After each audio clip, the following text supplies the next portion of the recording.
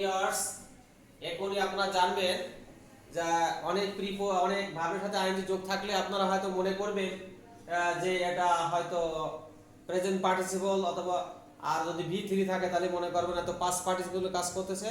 অনেক সময় present participle আর পাস্ট পার্টিসিপল আইএনজি যোগ থাকলেও সেগুলো প্রিপজিশন হিসাবে কাজ করে। তা দেখুন, he saw the people walking past him, তিনি তার পাশ দিয়ে লোকজন হেঁটে যেতে দেখলেন। এখানে দেখুন এই ওয়াকিংটা প্রিপজিশনের কাজ করতেছে।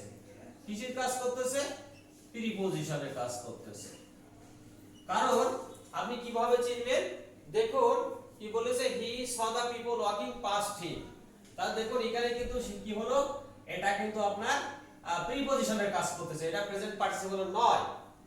কনসিডারিং হিজ এজ হি ওয়াজ পারডন।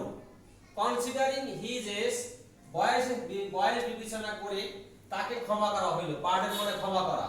তা দেখুন এখানে কনসিডারিং আপনারা বলতে না তো প্রেজেন্ট পার্টিসিপলের কাজ করতেছে না, এখানে প্রিপজিশনের কাজ করতেছে। কিসের কাজ করতেছে? প্রিপজিশনের কাজ করতেছে। কনসিডারিং হিজ এজ হি ওয়াজ পারডন, বয়স বিবেচনা তাকে ক্ষমা করা হলো। পারডন মানে ক্ষমা করা। তাহলে দেখুন, তাহলে আপনারা এই ক্লাস থেকে আপনারা শিখলেন যে এটা কিন্তু প্রেজেন্ট পার্টিসিপল মনে আছে, কিন্তু এখানে ব্যবহার হয়েছে প্রিপজিশন হিসাবে। আর কয়েকটা শব্দ দেখুন যেগুলো প্রিপজিশন হিসেবে ব্যবহার করতে হয়।